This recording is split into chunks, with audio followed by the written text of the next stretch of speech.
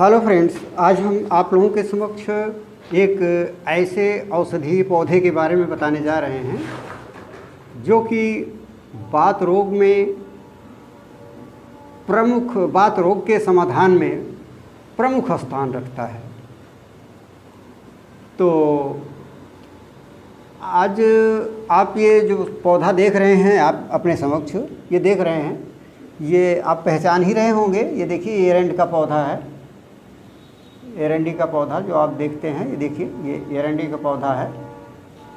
तो ये देखिए, ये इसकी कली है पतली सी, ये छोटी सी अभी कली है। ये भी मुलायम पत्ता है ऊपर वाला, ये देख रहे हैं जो ये मुलायम पत्ता आपको दिख रहा है। देखिए, ये देखिए, इससे भी अच्छे पत्ते हैं। तो इस तरह ये आप पहचान कर लीजिए, यही है एरंडी का पौधा। आपका कैस्टर प्लांट यही होता है, जिसे आप कैस्टर प्लांट कहते हैं। एरंडी का पौधा यही है, एरंडी का पौधा। तो ये अत्यंत ही उपयोगी पौधा है।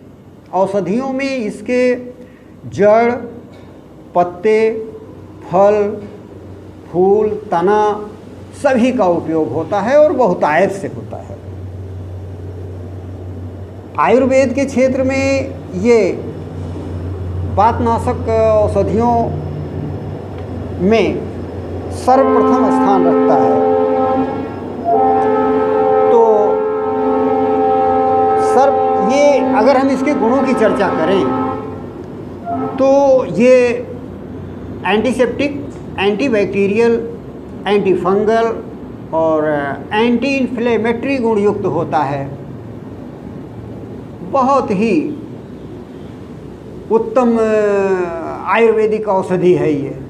इसे आप खरपतवार न समझें, झाड़ न समझें इसे।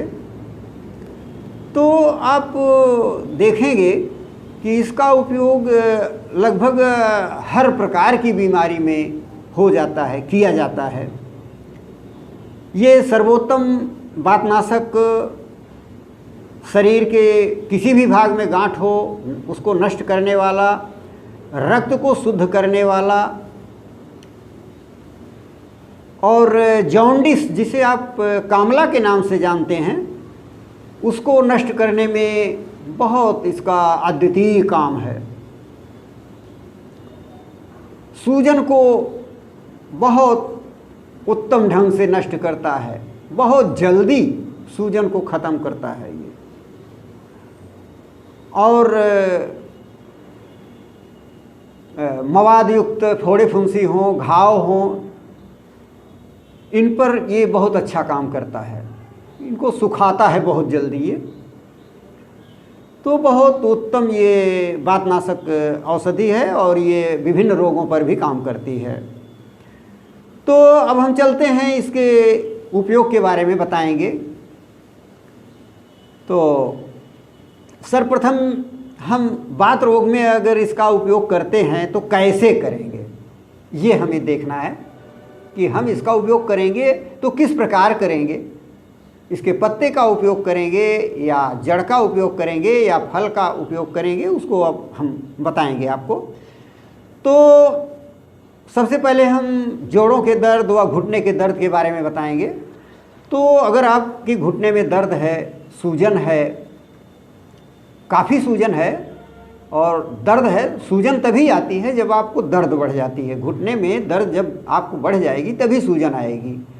तो ऐसे समय में आपको करना क्या है कि आप जो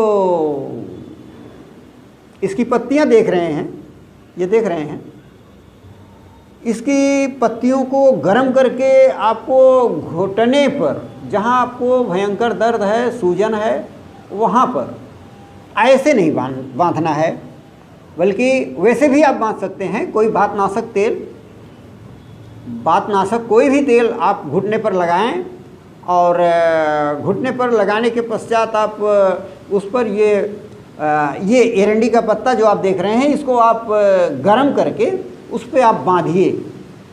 3 पत्ते, 4 पत्ते या 5 पत्ते तक आप गर्म करके रखते जाइए उस पर, ताकि उसमें पूरी गर्मी आ जाए आपके घुटने में। और उसको आप सूती कपड़े से बांध दीजिए।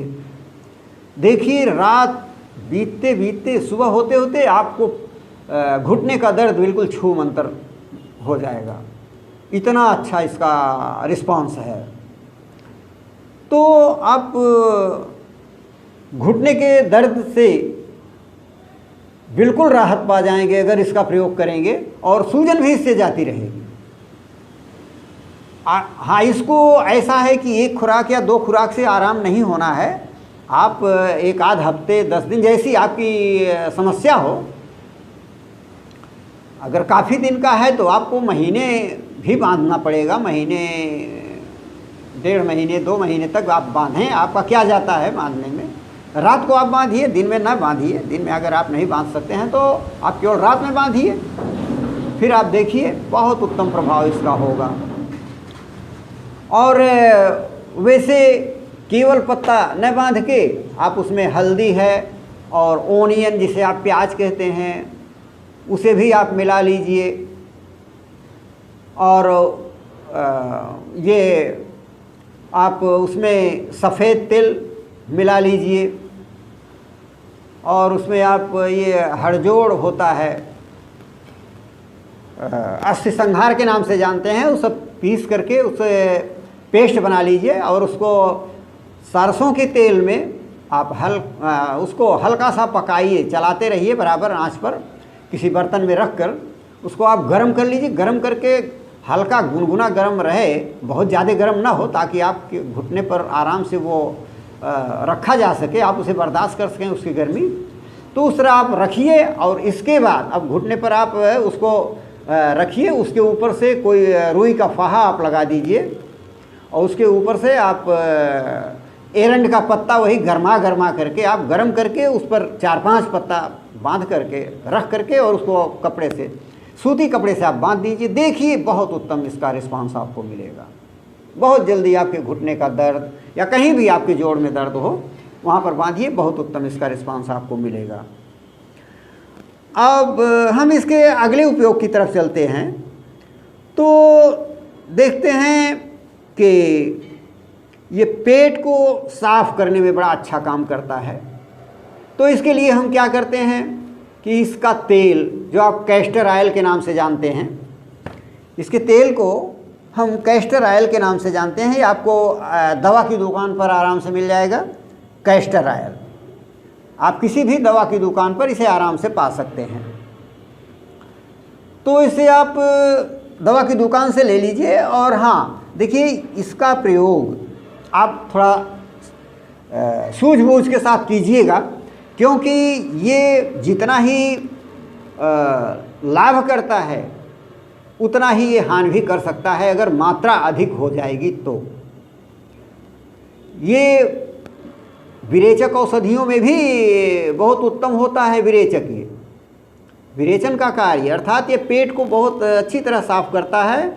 इसलिए इसके अधिकतम 10 बूंद ही आप डालकर प्रयोग करें, इससे अधिक प्रयोग ना करें। किसी के बहकाए में ना आए। कोई कहता है 1 चम्मच या 2 चम्मच आप डालिए, आप बिल्कुल मत ऐसा कीजिएगा। आप ऐसा कभी भी मत कीजिएगा। तो केवल 10 बूंद आप डालिए। रात में सोते समय 1 गिलास गुनगुने दूध में 10 बूंद आप ये कैस्टर ऑयल डाल लीजिए, और हो सके तो उसमें हल्दी भी डालिए, नहीं भी डालिए, हल्दी मत डालिए, केवल आप 10 बूंद कैस्टर ऑयल डाल दीजिए, और ऐसे ही आप उसको पी जाइए। धीरे धीरे घूंट घूंट करके आप पीजिए और सो जाइए। देखिए सुबह बिना तकलीफ़ के आपका पेट साफ हो जाएगा।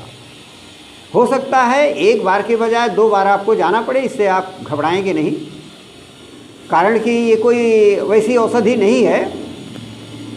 यह है कि अधिक बार नहीं जाना पड़ेगा। अगर केवल 10 बूंद तक आप लेते हैं तो इससे कोई गलत असर नहीं पड़ेगा। तो इसको आप 2 दिन 3 दिन आप लगातार लें। अगर आपको लगता है कि आपको ज़्यादा बार, कई बार लैट्रिन जाना पड़ता है, तो फिर आप बंद कर दीजिए। 2 दिन 1 दिन बंद कर दीजिए, 2 दिन बंद करके इसके बाद फिर 1 दिन ले लीजिए, फिर 2 दिन, इस तरह आप गैप देकर लीजिए, ताकि आपका पेट बिल्कुल साफ़ हो जाए। अगर आपका पेट साफ़ हो जाएगा तो आपका कब्ज़ बिल्कुल समाप्त हो जाएगा, आपको कब्ज़ नहीं रहेगा, और आपके जो जोड़ों में दर्द होता है वो भी आपका धीरे धीरे समाप्त होने की कगार पर पहुंच जाएगा। तो इस तरह ये बहुत उत्तम लाभकारी औषधि है, औषधीय पौधा है जो मैं आपको दिखा रहा हूँ, बता रहा हूँ जिसके बारे में। अब हम चलते हैं इसके अगले उपयोग की तरफ। तो जो हम इसका अगला उपयोग आपको बताने जा रहे हैं तो ये है, आप इसके पत्तों का उपयोग करके, इसके पत्तों के रस का उपयोग करके आप पीलिया से छुटकारा पा सकते हैं। पीलिया जैसा भयानक रोग अगर आपको हो चुका है, अगर आपको पीलिया जैसा भयानक रोग हो चुका है तो उसमें भी इसका बहुत उत्तम वर्क होता है, उसमें भी इसका बहुत उत्तम वर्क होता है। उसके लिए आपको क्या करना है, आप ये जो पत्ती देख रहे हैं एरेंड की, इसका आप 1 या 2 पत्ती का काढ़ा भी बना सकते हैं। वैसे 1 ही पत्ती का काढ़ा, वैसे छोटी है, इस 2 पत्ती आप ले लें तो 2 पत्ती का आप काढ़ा बना लें। नहीं तो आप 1 पत्ती या 2 पत्ती आप पेस्ट की तरह बना लीजिए, चटनी की तरह बना लीजिए और उसको आप कपड़े से छान लीजिए, कपड़े में पकड़कर इसको रख के और निचोड़ लीजिए।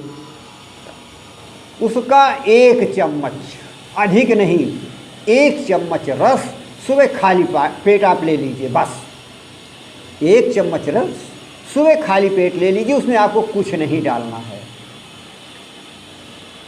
अधिकतम 3 खुराक या 4 खुराक लेते ही आपको तत्काल आराम हो जाएगा। ये बहुत चमत्कारिक उपयोग मैं आपको बता रहा हूँ, ये कभी खाली नहीं जाता है। हाँ, इसकी मात्रा का आप विशेष ध्यान दें।